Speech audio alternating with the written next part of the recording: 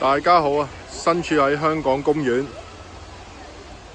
現在嘅時間呢係16:35。山水百景圖今日會同大家完成一個挑戰。呢個挑戰究竟係乜嘢呢？就係一個鐘內究竟行到幾多個法定古蹟呢？好多人覺得去呢個法定古蹟呢係一件好難嘅事嚟嘅，但係其實唔係大家所想咁困難咯。因為好多法定古蹟呢都喺你附近嘅啫。我所行嘅法定古蹟嘅介紹呢，可以喺資訊欄度揾到嘅，大家可以詳細參考啦。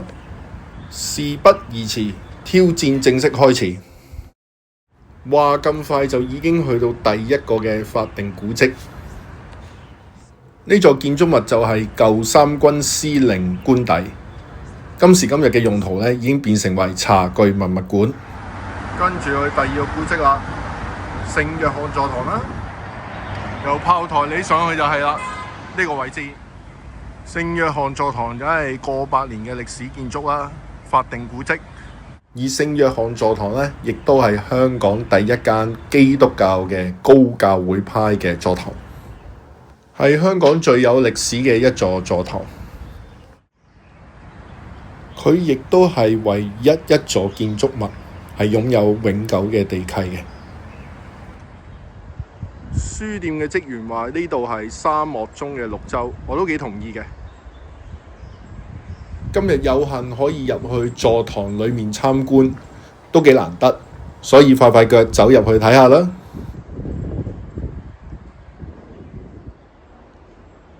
教堂莊嚴而神聖啦。香港嚟講，佢係最古舊嘅教堂啦。哥德式建築。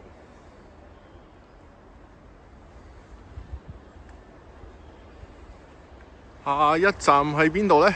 下一站係隔離咯，隔離呢座嘢都出名㗎。呢度呢曾經做過終審法院嘅會址嘅，咁但係後尾又搬返去舊立法會大樓嗰度。呢度係前法國外方傳道會大樓。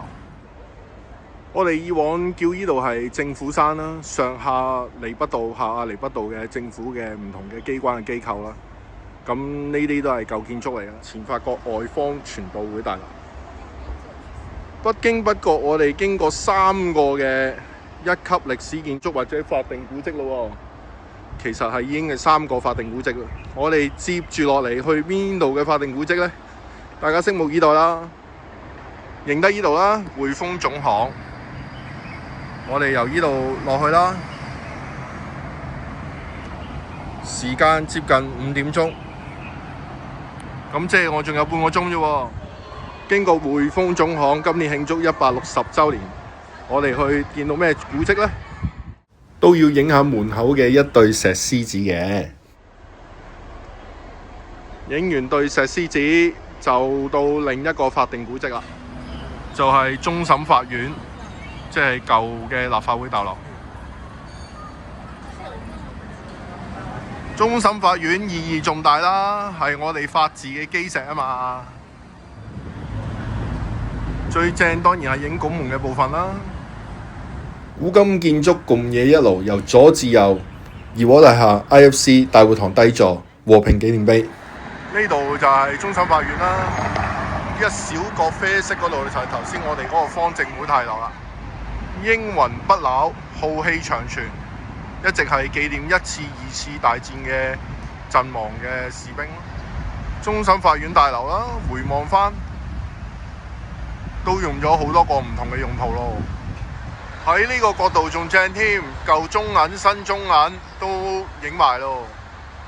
回翻頭都係要去翻終審法院，因為我哋想影一個像，因為要影翻個職神像啊。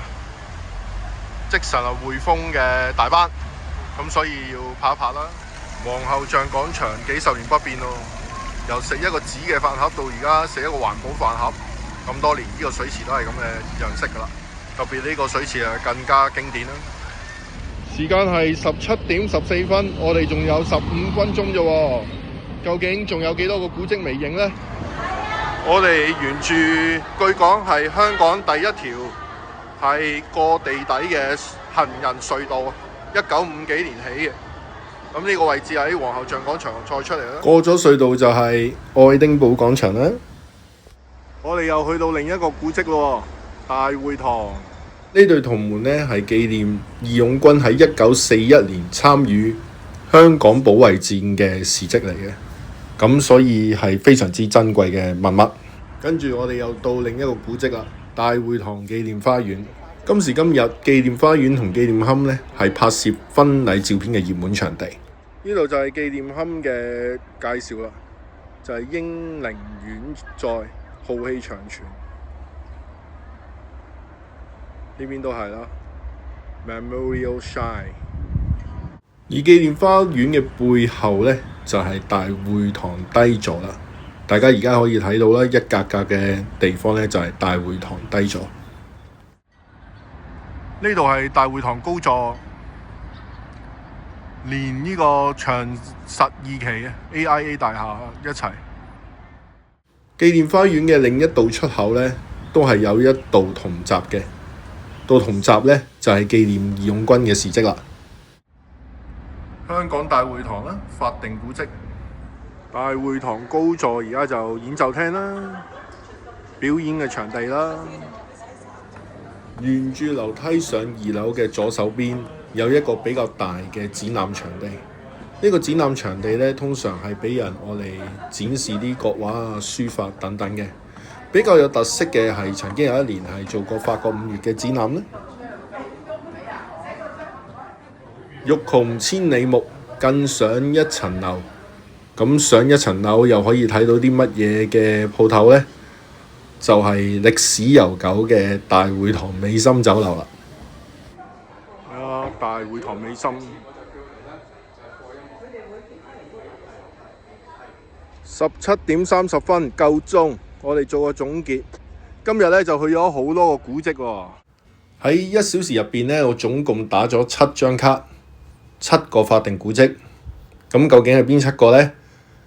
舊三軍司令官邸、聖約翰座堂、前法國外方傳道會大樓、終審法院、和平紀念碑、大會堂低座、大會堂紀念花園同紀念龕嘅。